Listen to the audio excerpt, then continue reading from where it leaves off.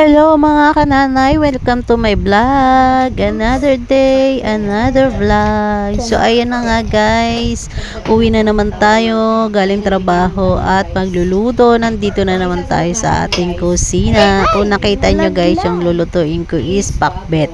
Yan nga pala yung binili ko nung pupunta ako ng BMC, kasi yung daraanan sa BMC, lalakad ka pa sakay ng jeep, may mga nagtitindang mga gulay, palengke kasi yung guy dadaanan niya, palengke sa gilid ng kalsada. So bumili nga ako ng gulay doon guys, kasi nga mas mura yung gulay at medyo madami yung gulay na 20 pesos. So bumili nga ako, ayan, pampakbet. So ayan na nga guys, lulutuin na nga natin para pang ulam natin ngayong gabi. So ayan na nga guys, ay ako'y na dyan, gagayak ng ating lulutuin. So kwento ko lang guys, no, ngayon, no, mahalin ng mga bilihin, no.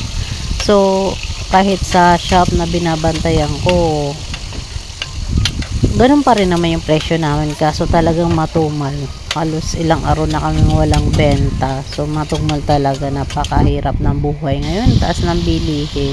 So ayan nga guys, ang ating sasahog dyan guys, baboy tsaka yang hibi nga guys, yung pinato yung hipo na maliliit tsaka baboy ang ating sasahog. So ayan, bumili ako sa palengke ng baboy na kalahating kilo. So hinati ko lang yon kasi nga may gugulayan pa kami dyan. Upo, may nagbigay, salamat nga pala sa nagbigay ng upo, si Ate Belen na taga tambay nakatera sila Ate Belen, basta galing yung kay Ate Belen sa pinsan ng asawa ko. So ayan, may galing kasi sa kanila yung mga po nila nagbakasyon. So may uwing gulay, pinabigyan kami talong at upo. So ayan na nga guys, naluto na nga ang ating hapunan. So ayan, luto na nga, diba?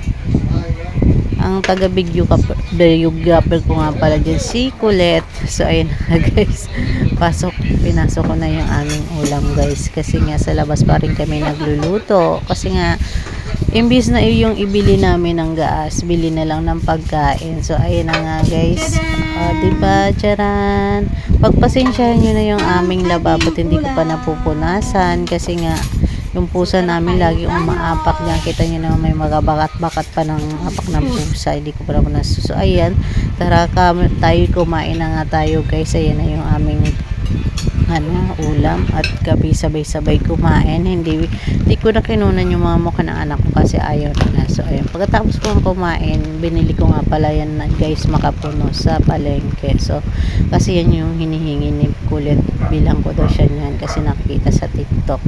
Gusto niya pa nga umorder sa TikTok kaso mahal. So yun lang guys, nagpanghimagas na ako guys kasi nga katatapos lang kumain.